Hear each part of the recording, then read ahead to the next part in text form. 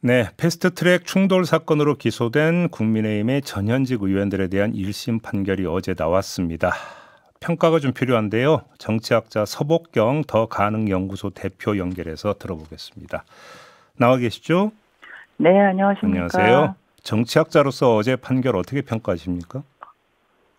입법 취지를 훼손했고요. 네. 사법부 책임을 방기한 비겁한 판결이라고 생각합니다. 비겁한 판결이다. 네. 좀 하나하나 좀 여쭤보겠습니다. 일단 핵심은 결국은 의원직을 유지할 수 있게 그 벌금형을 때린 건데 여기에는 되게 의도적인 측면이 좀 있다고 보세요? 예. 양형 이유를 보면은 뭐 정치적 참작을 하셨고 직접. 네. 그다음에 이제 양형 결과를 놓고 보더라도 400만 원이라서 상한 의원직 상실 상한을 배려하셨더군요. 그래요. 자, 그러면 이 벌금형을 선고했던 이유에 대해서 뭐 여러 가지 이야기를 했습니다. 정치적 동기, 사보임의 위헌성이 좀 의문이다. 여야 갈등 상황이었다. 뭐 이러면서 정치적 맥락을 많이 고려를 했던데 사법적 판단을 내는데 이런 것까지 이렇게 고려를 해야 되는 겁니까? 일단 국회법 166조는 이 폭력적으로 회의 방해를 할 때 이유를 참작하도록 한다는 단서가 없습니다. 네. 그러니까 그냥 폭력 행위 자체에 대해서 판단을 해야 되는 게 맞고요. 네. 이건 사법부 재량 범위를 벗어나는 문제이고 두 번째는 폭력 행위에 대한 사회적 판단에도 어긋납니다. 네. 폭력을 행사한 자가 생각하기에 자기 이유가 정당하면 정당하다는 거거든요. 예, 그렇죠. 예. 예를 들어서 이제 사회적 폭력이 발생을 했더라도 쌍방 과실이 인정되는 경우가 있잖아요. 그런 경우에는 상대방이 위법 행위를 했거나 네. 이런 부분들일 경우에 감안을 해주는 거거든요. 네. 그러면은 이 사건이 발생을 했을 때 당시 야당의 행위에 있어서 하나라도 국회법 위반이 있었느냐라고 보면 없었습니다. 당시 야당은 정확하게 국회법에 따른 합법적인 절차를 진행을 했고 네. 단지 여기에서 황교안 대표나 나경원 원내대표 뭐 당시 송원석 의원들이나 이런 분들이 일방적으로 폭력 행위를 한 거거든요. 예. 근데 여기에 대해서 참작을 한다라고 얘기를 하면 이제 앞으로 국회에서 합법적으로 진행되는 절차에 대해서 폭력을 써서 방해를 해도 의원직은 유지할 수 있다 이렇게 되는 거죠. 폭력의 정도가 비교적 중하지 않다라고 판단했는데 이건 어떻게 보세요? 그럼 국회에서 발생하는 폭력이 이 이상 어떻게 더 심각할 수 있는지 묻고 싶어요. 그 재판장님한테. 예. 당시 그 집단으로 모여서 회의장 폐쇄를 했고 의원을 감금을 했고 공문서를 의도적으로 훼손했습니다. 그러면은 이 이상의 무슨 일이 일어나야지 이 더 이상 중한 범죄가 되는 건지. 네. 예, 사실 뭐 입으로 낼 수 없는 지경의 나쁜 행위까지 있어야 된다고 보는 건지. 예. 이게 입법치위 위반이라고 보는 이유가 이게 2018년에 국회법 개정을 하고 첫 적용된 사례란 말입니다. 네네네. 근데 18년에 당시 이 그 폭력적인 회의방해 행위에 대해서 이 상한에 대해서 이 116조 2항에 보면 7년 이하 징역이나 2천만 원 이하 벌금을 둔 이유는 이 정도 행위를 하게 되면 의원직 상실해야 된다는 취지로 한 겁니다. 입법자 자체가. 네. 그런데 여기에 대해서 거의 최고 수위의 폭력 행위가 발생을 했는데 벌금 400만 원을 상한으로 준 거예요, 지금. 그러니까요. 혹시 그 이제 과거 국회의 모습 중에 보면은 그 뭐 펀치 날리는 의원도 있었고요. 상대 의원에게 2단 옆차기 날아간 경우도 있고 최루탄 터트린 경우도 있었고 혹시 이걸 기준점 삼아갖고 폭력 행위 정도가 중하지 않다 혹시 이렇게 봤을까요? 그렇게 치면은 거의 사법부가 국회 내에서 폭력을 조장한다고 봐야 되는 거죠. 그러니까요. 결국은 이 그 물리력 행사를 원천적으로 막고자 하는 국회 선진화법의 취지가 물리력 행사가 결국은 정상적인 회의, 국회 활동을 방해하기 때문이다. 이렇게 봐야 되는 거잖아요. 그렇죠. 그리고 뿐만 아니라 거기에 당시 2018년에 입법 개정을 할 때 여야 간에 상당한 반성과 통찰이 있었고 그래서 자기들 손을 자기가 묶은 입법이란 말입니다. 그렇죠. 근데 여기에 대해서 지금 재판부가 이렇게 무책임하게 풀어져 버리면 이 법의 그 존재 이유가 없어지게 되는 거죠. 이런 그 판단도 했다고 하더라고요. 그동안 여러 선거에서 정치적 평가가 있었다. 이게 참고사항이 될 수 있는 겁니까? 그 부분이야말로 진짜 재판부가 그 재량 범위를 벗어난 나쁜 짓을 했다고 저는 생각을 합니다. 이게 일단 그렇게 되면 우선 당장 그 시민들 입장에 있어서 이재명 대통령은 대통령 됐는데 모든 재판이 무효화돼야죠. 그러니까 결과를 놓고 얘기하는 게 아니다. 이 부분에 대해서는 정확하게 그날 발생했던 사건을 놓고 판단을 해야 되는 것이고, 네. 그래서 그 사법부가 정치적 결과를 가지고 정상을 참작을 하거나 이런 부분들이야말로 정치적 판결을 자기들이 하지 않는다라고 지금까지 얘기를 했는데 그 부분에 대해서 명백하게 반하는 거죠. 그 나경원 의원이 판결이 나오고 난 다음에 민주당의 독재를 막을 최소한의 저지선을 인정했다고 본다라고 자평을 했습니다. 이건 어떻게 들으셨어요? 그러면 사실 재판부는 이 부분에 대해서 명예훼손 소송을 걸어야 될 것 같습니다. 재판부가 지금 그 저지선을 고려하여서 판결하였다라는 거잖아요. 네. 그런 부분들은 일단 재판부 판결 내용에도 없을 뿐만 아니라 두 번째로 더 심각한 거는 국회법을 이렇게 우습게 아는 분한테 네. 고작 벌금 400만 원 판결을 했다는 겁니다. 그리고 뭐 이분이 그 최소한의 저지선 문제도 얘기를 했지만 무죄가 안 나온 게 아쉽다라고 얘기를 했더라고요. 그러면 그분이 지휘하여서 발생했던 그 행위가 무죄여야 된다라고 국회법을 해석을 하고 있는 사람한테 재판부가 면죄부를 준 겁니다. 지금. 자, 혹시 그 지금 재판이 현 국민의힘 전현직 의원들에 대한 재판 따로, 그다음에 현 민주당 의원들에 대한 그 재판 따로 이렇게 진행이 됐잖아요. 네. 그래서 이제 그 현 민주당 그 전현직 의원들에 대한 재판은 아마 1심 판결이 한 달 뒤쯤에 나올 것 같다 이런 보도가 있었는데, 네. 이른바 여야 균형 내지 이런 것들을 고려를 해서 지금 형량을 조절했다 이렇게 볼 여지가 있을까요? 어떻게 보십니까? 일단은 그 민주당 쪽 의원 판결이 아직 안 나왔기 때문에 네. 어떤 기준으로 조율을 됐는지는 알 수가 없습니다. 네. 그런데 어쨌든 지금 폭력을 적극적으로 행사한 측에 대해서 이 정도 판결을 했기 때문에 당시 그 방어적 차원에서 같이 관여됐던 의원들에 대해서 뭐 이 이상으로 판결을 하겠습니까? 그러니까요. 자, 좀 종합을 좀 해야 될 것 같은데요. 그 전에 하나만 더 여쭤볼게요. 지금 이 1심 판결이 거의 6년 가까이 걸렸거든요, 재판이. 네. 이 현상은 어떻게 지켜보셨습니까? 그 부분이 제가 생각할 때 가장 비겁하다라고 생각하는 부분인데요. 예. 이게 18년이면 이제 19대 국회에서 발생한 사건이에요. 근데 20대 국회, 21대, 지금 22대 국회지 않습니까? 네. 그럼 이 기간 동안에 그 재판을 미뤄놓고서 결국은 그동안 이 의원들이 당선이 됐기 때문에 참작을 해야 된다라고 사후적으로 알리바이를 댄 거거든요. 네네네. 이런 식이면은 국회법 위반 행위가 국회에서 발생한 다음에 재판부만 미뤄주면 되는 거 아닙니까? 나중에 당선만 되면. 네.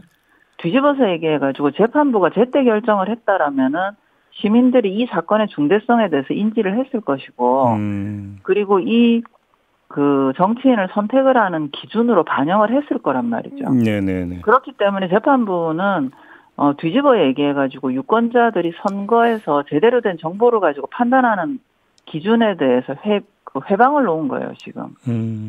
그 부분에 대한 책임이 가볍다고 볼 수가 없다. 그리고 재판부는 여기 뭐 피고인 수가 너무 많았고 검사 제출 증거 수도 많았고 증인이 많아가지고 늦어질 수밖에 없었다라고 알리바이를 잔뜩 대놨는데요. 네.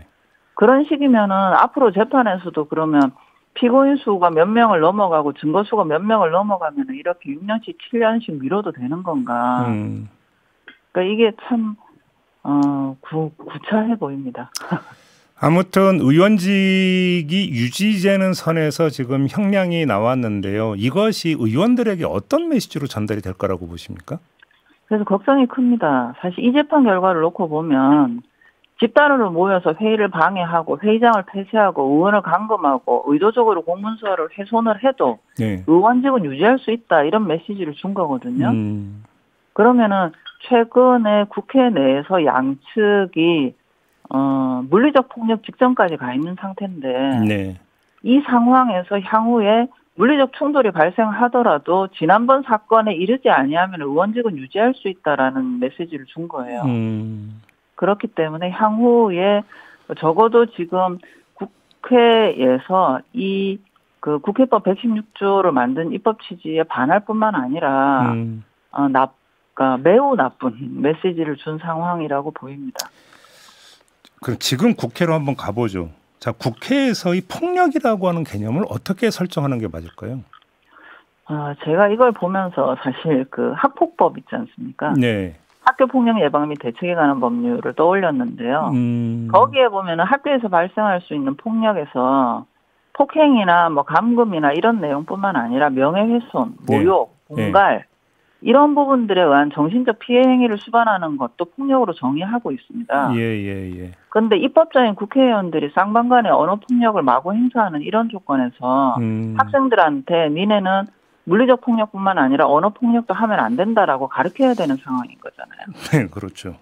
이런 상황에서 입법자들의 행위가 지금 뭐 일반 시민들은 두고라도 청소년들한테 어떻게 보일지 정말 생각 한번 해보셨으면 좋겠습니다. 근데 뭐 이렇게 주장하는 사람도 있던데요. 아니 정치라고 하는 게 말로 하는 건데 이 말을 묶어버리면 어떻게 정치하냐 이렇게 주장하는 사람도 있던데요. 그 정치에서 말로 서로 싸움을 할 때 기준을 두고 쌍방간에 예를 다하라고 만들어 놓은 게 국회법이거든요. 예. 그래서 국회법에 대해서도 분명히 모욕 등 발언을 하면 안 된다. 그다음에 다른 사람의 발언 방해 행위를 하면 안 된다. 예. 폭력에 이르지 않더라도 회의 방해를 하면 안 된다. 이런 내용이 다 들어 있습니다. 예. 그러면은 그 법의 규정들은 안 지켜도 된다고 생각하는 건지. 예. 근데 문제는 그러니까 입에서 나오는 말이 좀 거칠다라고 하는 점 말고 그러한 말이 결국은 회의를 정지시키거나 방해하는 경우가 지금 다수 발생을 하고 있지 않습니까? 맞습니다. 이 현상은 어떻게 제어할 수 있을까요? 좀 개선책이 있을 수 있을까요? 참 지금 상황에서는 공자왈 맹자왈 하는 소리로밖에 안 들릴 수가 없는데요. 네. 사실 방법은 하나는 형법 절차로 가져가는 방법이 있고 그다음에 다른 거는 국회법 내에서 해결하는 방법이 있는 건데요. 네. 사실 이거를 형법 절차로 가져가게 되면 그 자체가 문제가 또 됩니다. 그렇죠. 예. 그렇기 때문에 국회법 내에서 해결을 해야 되는데 예. 현재 이 물리적 폭력에 이르지 않는 회의방해 행위에 대해서는 윤리심사 대상으로 삼게끔 되어 있습니다. 네. 그런데 지금 22대 국회가 개원하고 1년 반이 지났는데 윤리특위 구성조차 안 됐어요. 그렇죠.